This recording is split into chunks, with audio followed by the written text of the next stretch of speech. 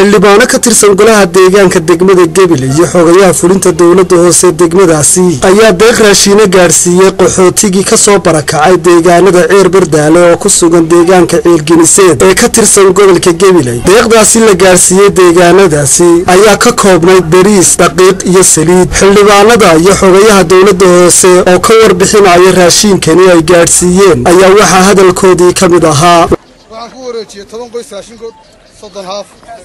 weeyaan 10 sonkor 10 daqiiq 10 bariisa 6 caagado saliid gudoomiye magaasa dadkaas waa Ceelginiseed dadkan meesha ku soo ururinay waxa weeyaan dadkii barakacayaashii dad kale ku soo biiray insha Allah maanta waxaan u wadnaa raashinkii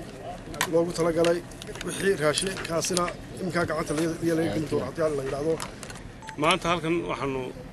ku qaybinaynaa oo keenay raashin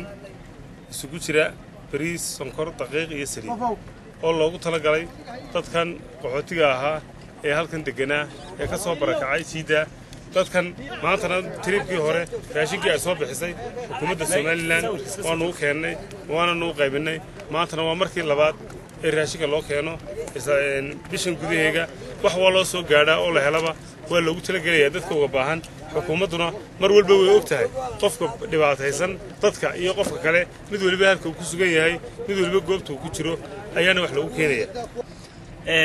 halkan goobtan imikaanu joognaa raashinkii gobolka soo gaadhay ee doorkii labaad oo runtii marka baahida loo eego ilaahay uu inaga jabay alxamdulillah roobkii waa inoo daayay oo weli tiiftii abaartu ay nahayso oo de wax dhulkii ka soo baxay una weli jirin waxaan oran karnaa waa meelaha waxa gaaray ugu miisaan roon yahay haddana marka dhinac kala dadku laga eego waxa laga yaabaa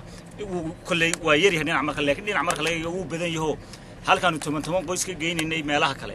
goobtan waxaanu keenay 50 qoys. waa Cabdirasaaq Axmed ayaa milka case Bulsha TV Gabiley.